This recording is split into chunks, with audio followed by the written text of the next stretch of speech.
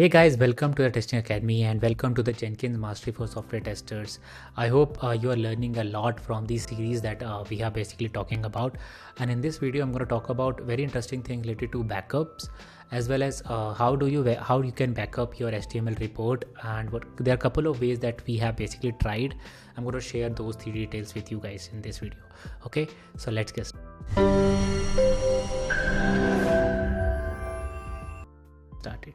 Awesome. uh, Let me make myself a little smaller.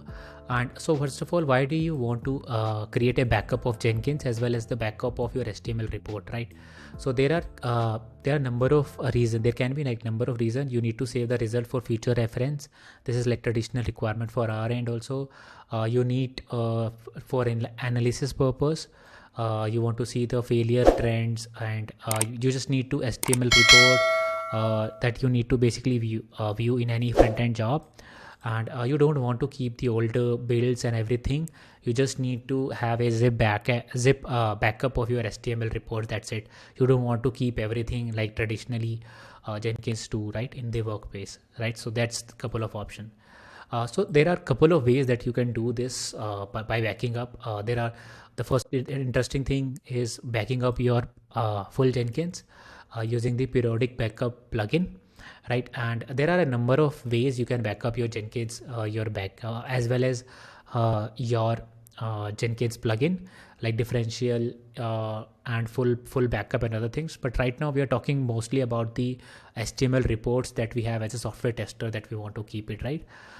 Here what you can do, which we do, we use S3 plugin of Jenkins, which basically push in the end push the result folder to the S3 bucket that I can show you. Like, it's very easy to implement. You can use a custom script which will basically copy everything into a zip file and save to a particular folder if you want to do, right? So there are a number of ways that you can give it a try.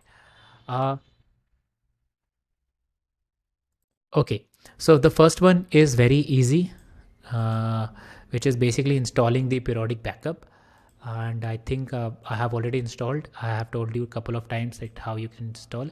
After just need to go to manage plugin and search for the periodic backup plugin, and afterwards you will see this option in the end, which is periodic backup manager. And here you can click on configuration. You can give the directory where you want to have the backup, and backup schedule. Basically you can basically enter a cron. For example, cron can be you want backup after 7 day, after 5 minutes, 15 minutes, anything like that you want to add, right? You can do that. After this you can say number of backups. How do you want to do, for example, configuration only configuration of the job you want to backup, or full backup. You can add a storage, for example, zip storage you want to do. You can add a backup location also if you. Okay, so there are the options. You can give it a try, right? So let's do one thing. Let's right now I'll just copy paste everything. For example, I just want to use the root directory as my temporary directory. Paste, right? Schedule, I think let's give every 5 minutes. Like, let's do every minute, for example. So for every minute we need to give star star star star star star, right? 5 times. It's 5 times, right? Yeah. Okay. Maximum backups in the location, I want only 2 backups. Number of field, let's say 1. Okay, so it's saying error. So we backup. Okay, that's it. And let's save, right? Okay, there's a particular error. Let's go to the backup manager again. Okay, so if you go back to periodic backup manager now, after doing the configuration, you can click on this backup now, and you will see this is creating the backup. And if you want to configure again, if you want to change anything like cron or anything, that you can do that here. You can restore also. when this backup is done, you will have an option to restore also, which is very similar and very easy to do that, right? And so just wanted to say, like, there are other two ways. For example, you can push the HTML directory to the S3 bucket also. I think which is very simple. What you need to do is you need to install one plugin of S3.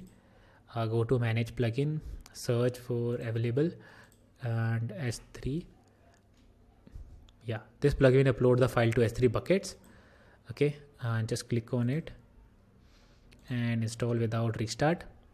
And you, after installing this plugin, in the post build section of any job, you will see an option to upload the files. You just need to enter any result directory that you want to zip and upload directly to the S3.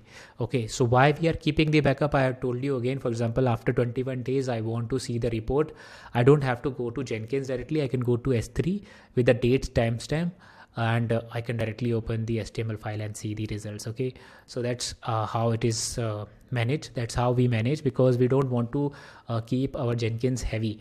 I mean, it should be a lightweight, and Jenkins only will have a backup of like 2-3 days. Rest of the backup is already uploaded to S3 for future references. And also we delete after I think after 2 months we delete S3 bucket data also if we want to. Okay, so that's how we do it. I think that is really helpful that we have tried. Another thing is using by scripts. You can basically zip it. You can create a batch file or any kind of a script which will basically do a backup for you guys. I can show you, like you can say Jenkins backup GitHub, right? So there is you will find like couple of free Jenkins backup scripts. Okay, and that basically if you execute the command, it will basically do the same behavior, which will basically creating a backup of your directories which you have mentioned. Okay, so I hope that is clear how you can use by using a plugin upload to S3, as well as by using a script you can create a backups of your HTML files. It is especially for HTML5, not for the full Jenkins.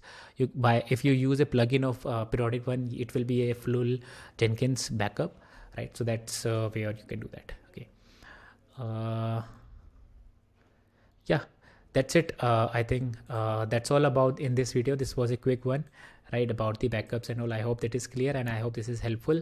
I'll see you in the next video. Make sure you watch the Jenkins tutorial series where I have basically added like lots of videos from start and that you can try out. Okay, thanks a lot for watching. I'll see you in the next video. Bye.